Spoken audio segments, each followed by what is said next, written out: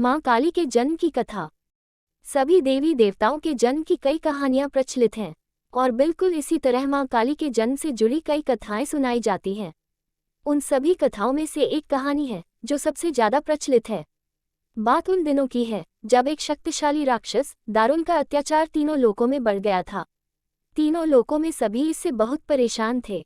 सारे देवता दारुण के हाथों मात खा चुके थे। दारुण को वरदान मिला था कि उसकी मृत्यु एक स्त्री के हाथों ही हो सकती है। इस कारण सभी देवता हाथ जोड़कर ब्रह्मा जी के पास पहुंचे कि वे इसका कोई समाधान निकालें।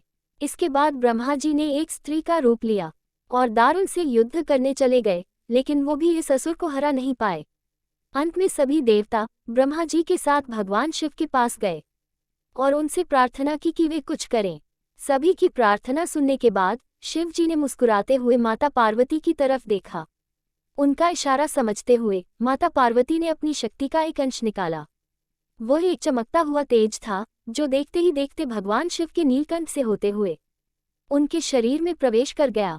इसके बाद भगवान शिव ने अपनी तीसरी आंख खोली और तीनों लोग थर थर कांपने लगे।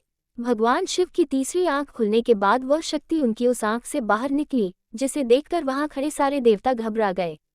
उस शक्ति ने एक विशाल और रौद्र स्त्री रूप ले लिया था। उनका रंग रात सा काला गहरा और जुबान खून जैसी लाल थी। चेहरे पर आग सा तेज था और माथे पर तीसरी आंख थी। इस तरह राक्षसों को खत्म करने के लिए हुआ मां काली का जन्म। इसके बाद उन्होंने कुछ ही देर में असुर दारुण और उसकी सेना का नाश कर दिया। उन सभी दानवों को खत्म करने के बाद भी मां काली का गुस्सा शांत नहीं हो रहा था। इसके बाद उनका गुस्सा शांत करने के लिए भगवान शिव ने एक बच्चे का रूप लिया और उनके सामने आ गए। भगवान शिव को देखते ही मां काली का गुस्सा शांत हो गया और उन्होंने उस बच्चे को अपनी गोद में उठा लिया। अगर आपको हमारा वीडियो पसंद आए तो कृपया लाइक करें, सब्सक्राइब करें और बेल आइकन दबाएं।